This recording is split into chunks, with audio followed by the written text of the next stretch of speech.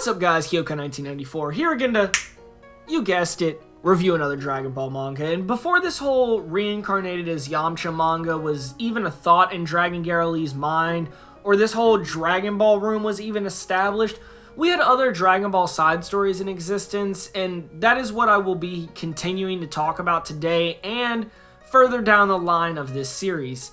These pieces can be really hard to get your hands on, and I always make sure to tell you guys to support the official release, but for some of these releases we will be looking at, there is a rare or no release in the West, so you have to do what you have to do to actually get your hands on it. So I will leave the links to where I got the scans and the information about them off of Kanzenshu down in the description below, but this story is in place to build and deepen upon the character that is Vegeta, and it's a short chapter sitting at 6 pages and a cover page, but over those 6 pages the character that is the true heir to the Saiyan race is explained, and his character is actually deepened a little bit, and this is before we actually had the major character growth with Vegeta, so this was one of the first incidences of it, so let's, dive in and enjoy the ride.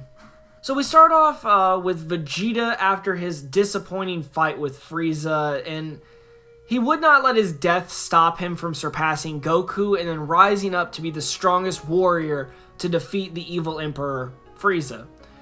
Instead of loss of consciousness after death, the scene of his death replayed over and over and over to Vegeta.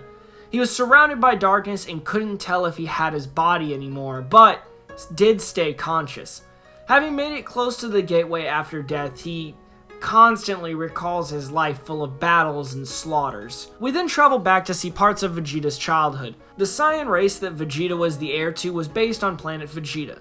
Being born into royal blood, Vegeta boasted about his extraordinary battle power from the time of his birth. People speculated that he may be the true legendary Super Saiyan. With these traits, he became a bundle of pride and appeared before Frieza. While Frieza asked Vegeta to join him in his army, Vegeta could only feel sickened.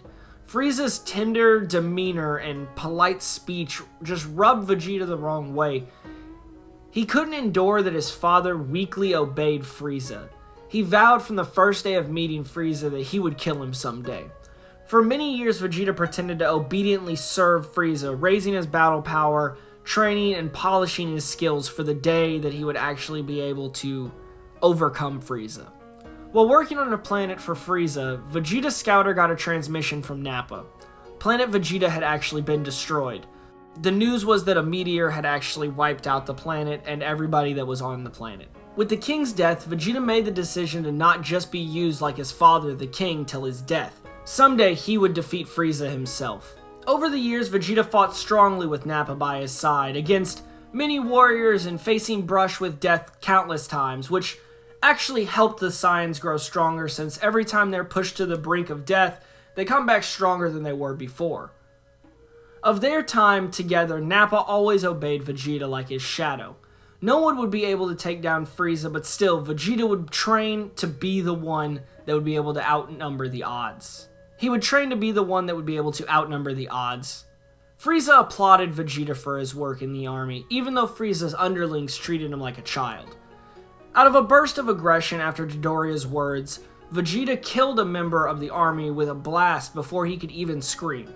Everyone went pale. While they got ready for a fight, Vegeta exclaimed, "I won't forgive anyone who injures the pride of the Saiyans, even if they're one of Frieza's underlings." But before tensions could escalate, Frieza said that that's enough, hotheads, and tried to calm everything down. Vegeta changed his heart that day, though. From then on, it was burned with animosity towards Frieza. Vegeta was determined to assassinate Frieza, but his power is unimaginable. Vegeta witnessed Frieza blow away a planet with all of its people on it with one single ki attack for just trying to oppose him. What a monster. Then Vegeta was broken. He was frustrated for the first time in his life.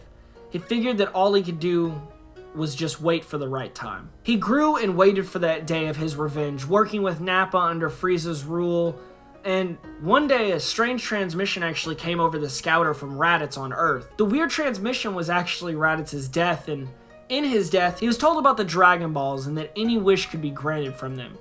Now that Vegeta has this knowledge, it's time to travel to Earth, not to bring back Raditz, but to gain eternal life and everlasting power. This is Vegeta's chance. Coming to Earth is how he met Kakarot. This battle was the only one for Vegeta that would actually be a true death match, head-to-head for Vegeta. It's impossible that this low-level Saiyan could beat an elite Saiyan warrior. With Goku's training and friends, they did eventually beat Vegeta, and Vegeta was basically left to crawling in his space pod and flying off the planet.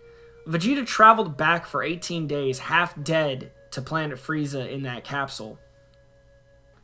Even though his consciousness faded in and out, his defeat to the low-level Saiyan warrior haunted him.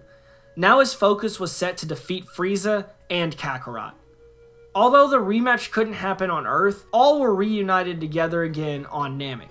Since the Ginyu Force got involved, Vegeta did have to join the forces with his rival's son Gohan, and after a long battle resulting in the defeat of the whole Dairy Squad and their captain becoming a frog, Frieza was the last left to have to battle. Vegeta just had to join up with Goku, only making Frieza's fears true, Saiyans conspiring together and overthrowing his power. Vegeta saw Goku's power and thought that maybe he was actually going to be the one true Super Saiyan, but with his softness, Vegeta believed later on that he would actually be the one that would achieve the state of Super Saiyan, and he would not lose to Kakarot or Frieza, but Vegeta challenged Frieza, who dreadfully transformed 3 times with a power surpassing Vegeta's imagination. Frieza used his tail to torture Vegeta, and his death was close. Even though Vegeta would have preferred to be killed like a bug than tortured, he was really just left crying for the first time, tears of regret of a lot of things in his life, and if Frieza wouldn't have transformed, he felt that he really would have been able to win, and those thoughts continued after his transition into the world of the dead. He wouldn't let this be the end. He would be back to defeat Frieza himself. After some time in this void of black consciousness, after some time Vegeta felt the light breaking into the space of complete darkness and self-consciousness that he had inhabited. The light became stronger and he felt that he could now come back to life. This time for sure he would defeat Frieza because he was the proud prince of the Saiyans. Sadly, he would not be the one to beat Frieza this time, even though his blood would slice him into pieces later in the series. But those are the beginnings of Prince Vegeta. He would later come to have a redeeming match with Frieza and almost defeat him, only to have that taken away from him, but that's a story for a whole nother time. But this release, even though not officially put out from Toriyama's hand, Shueisha thought it necessary to hire a crew to make this backstory. This release came out between the episodes in the Frieza arc when Goku finally released the Genki Dama, and then the episode where he actually ascended to be the very first Super Saiyan in the series, and was used to try to show the prince's inner struggle with Frieza, just to kind of make sure the audience could seriously feel his struggle of having to serve Frieza for most of his life, and what that actually did to his psyche, as well as fill in some spots with his childhood to try to fill out his character and kind of deepen it a little bit more for the audience.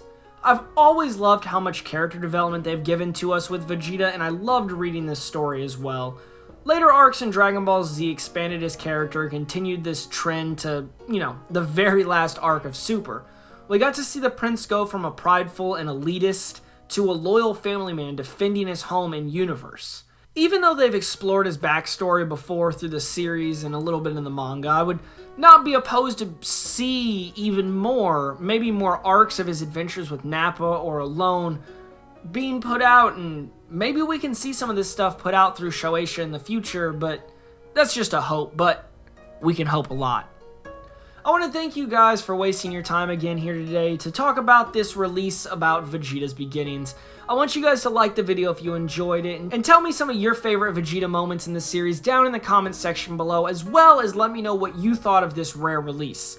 If you aren't subscribed, I really hope you will decide to go and hit the red button down at the bottom of the screen, and hit the bell to be notified whenever I upload. This was actually a part 2 of a series of 3 special rare beginning side stories videos that I'm actually putting out, so I'll leave a link to part 1, which is actually about Piccolo, in the description below, and make sure you stay tuned for part 3 about the second Super Saiyan coming soon in the near future. I also have plenty more to check out over there on the channel, so I really do hope I get to see you over there. So I really hope that I get to see you guys over there.